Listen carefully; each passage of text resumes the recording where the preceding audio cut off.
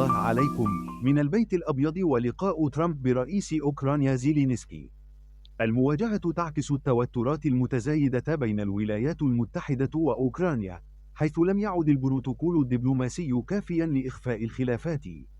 تصريحات زيلينسكي تعكس إحساسا بالإهانة، مما يبرز التحديات التي تواجهها أوكرانيا في سعيها للحصول على الدعم الأمريكي. هذا اللقاء، الذي كان من المتوقع أن يكون فرصة لتعزيز العلاقات، تحول إلى ساحة معركة كلامية، مما يثير تساؤلات حول مستقبل التعاون بين البلدين. هل ستستمر هذه التوترات الروسية الأوكرانية في التأثير على السياسات الدولية؟ اتركوا لنا الجواب في التعليق، وشكرا على دعمكم. دمتم في رعاية الله.